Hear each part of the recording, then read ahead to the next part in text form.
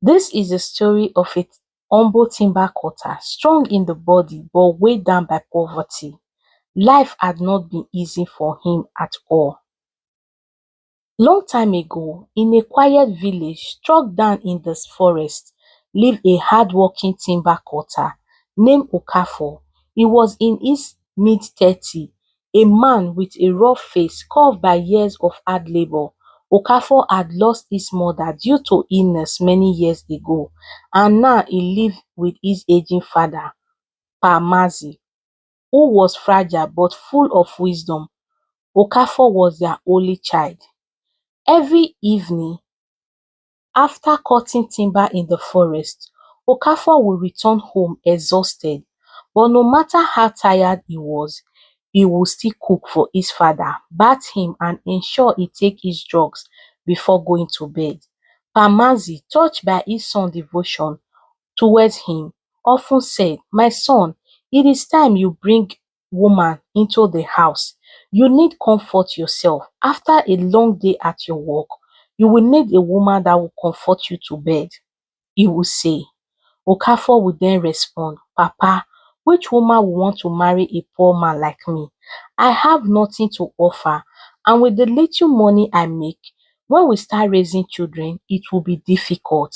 I know there are still good women out there who are not moved by riches," Pamazi would say. "Just pray and keep watch." Every night, Okafor will lay on his creepy old bed, staring at the crumbling ceiling and whisper to himself, "How can I marry with this little money I make? What will I offer?" he would say to himself as he would drift to sleep with heavy heart. This continued for 15 whole months. One day, while delivering timber to a construction site in the city, Okafor met a wealthy man named Mr. Kule, the owner of the building site. Okafor greeted him with respect, and Mr. Kule instantly was drawn to his humility. "You seem like a good man," Mr. Kule said, pulling him aside. "I will help you. Here is my number. Call me. I am always free from 8 p.m. Okafor was stunned. That evening, he quickly used his old Nokia phone to call Mr. Kule. They set a date to meet again. Before he left for the city the next day, Okafor told his father, "Papa, I have a business trip." His father prayed over him and he left. Upon arrival, Mr. Kule sent his boys to take Okafor to a luxury hotel. As he settled into the hotel, Okafor said to himself, looking around with smile, "Wow, this is life. I must make this money myself. I must live a good life." That evening, Mr. Kule arrived. After he was done with his day job, he gathered little information about the background of Okafor. "I see you are a strong and hardworking man. What you need now is money to establish your timber business. I have a powerful group I belong to. I want to introduce you to them. They will give you large sum of money with little interest for your business." Okafor is excited and agreed instantly. He had already told himself that he must make this money.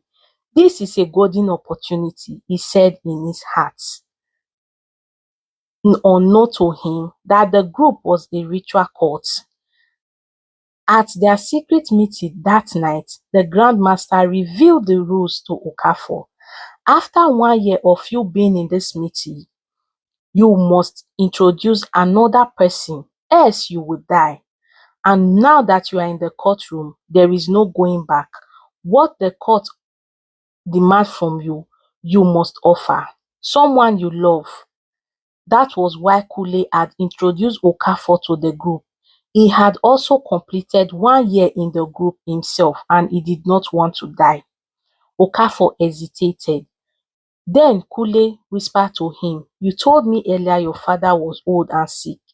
Use him to open the gate of wealth for yourself." Okafor wept in his heart silently. The court had demanded him killing his father and put the body in a private room in the house for 6 months without burial. That way, his wealth will begin to flow. Okafor returned home the next day. He prepared a nice meal and poisoned his father. When Pa Eze ate the food, he died. Okafor lied to the villagers. I don't have money for hospital and burial arrangement now. I will embalm my father in the house until I have a lot of money for the burial celebration. His kinsmen believed him. After all, Okafor was known to be a good son. A month later, mysterious wealth began to flow in. He renovated their old house into a mansion, the best in the village. He bought new luxury car, wear designer clothes, and soon he became the talk of the town. 1 month later, when the kinsmen returned to Okafor's house to plan for the father burial preparation, Okafor shouted at them, "He is my father.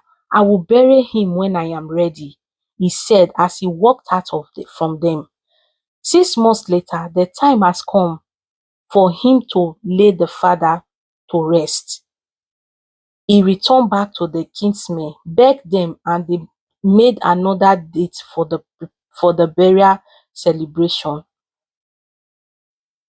That same night, after the party, when the people have left, Okafor dug out the father corpse from the grave and placed it inside a room he decorated with candle and red lights. A year later, Okafor had introduced his friends to the cult group.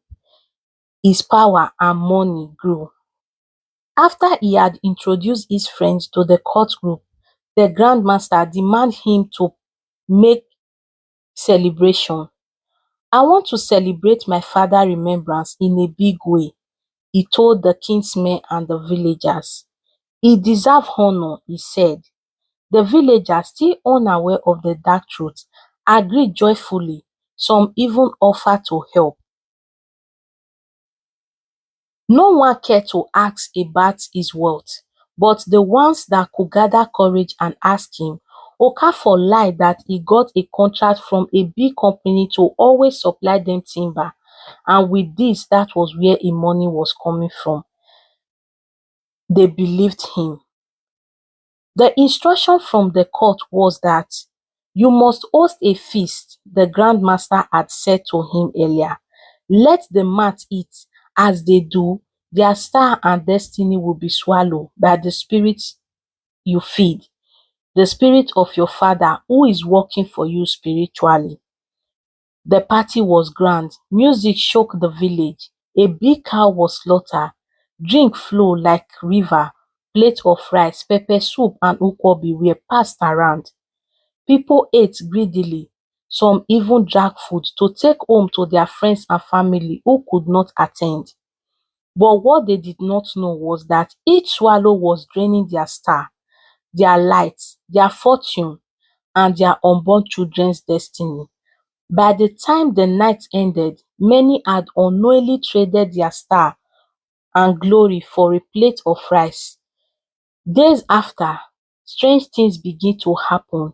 A woman miscarried suddenly. A young graduate lost his sense. A child went missing. Dream faded. Business collapsed. But no one could trace it back to the party. Then came the next ritual. He was told to offer any random person this time the court request for a lady. He went to a local buka to eat, and there he met Ime, a struggling single mother who cooked for a living. "I have a party this weekend," Okafor said to Ime. "Can you come and cook for me and my friends? I will pay you well." They both agreed. That Saturday, she dropped her son off with a friend and her husband. Ime was a struggling single mother. Before she left, she dropped little information about where she was going. "I have a cooking job today. Please help me take care of my son. I will be back before nightfall," she said and left. There, that was the last time anyone could see her. At Okafor's house, Ime had these strange feelings. When Okafor noticed, he quickly rushed to her. Don't worry, my friends will start arriving soon. Just go to the kitchen and start preparing for the food. Hours later, Okafor murdered her, collected her blood in a glass jar and buried her in a shallow grave behind his house. Ime's friend raised alarm. 2 days later, she did not return. She had reported the case to the police, but there was no little information and the police could do nothing with it. Okafor continued to live lavishly, spending money, women, drugs. No one dared to question him. A year later, the Grandmaster requested a male sacrifice this time. Okafor thought of how to get someone. Then he ordered food from online vendor and asked for home delivery. The delivery man, a kind husband and father to his wife and children, waved his wife goodbye and left, but he never returned. His wife was worried sick, and the spirit of the delivery man began to move around his house.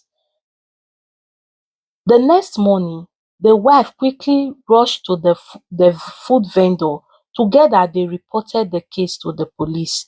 After 48 hours, the police got a warrant and searched the house of Okafor. At first, nothing was found, but one of the officers noticed a locked room at the back of the house. When they broke into the room, they found the delivery man bag there, Ime's bag, and shockingly, the decaying corpse of Pa Mazi. Okafor was arrested and confessed everything. Other court members were caught too, but the Grandmaster vanished. Okafor and his fellow court members were sentenced to life imprisonment with hard labor. The morals of the story is always tell someone where you are going, especially if you are visiting someone new or taking a job. It could save your life, as many has lost their life while taking job. Not every party is a celebration. Some are spiritual trap and instruction from dark places. Be careful where you go to eat, especially at events held in the name of dead, birthday, remembrance, get together. Be very careful. Pray before attending any party, even if it look harmless. Darkness often hide in the bright places. Pray over any money you are to spray at the party. Spiritual exchange could happen in places we don't see. Don't chase free food or gift. They may cost your destiny. Parents, as you keep praying for the protection of your children, pray also for yourself. May our children not use our heads to build throne. Please, guys, I want to beg you for a favor. If you come across my Facebook page, TikTok, Instagram, and YouTube, please do not hesitate to follow, like, share, and comment. To new and old follower, God bless you.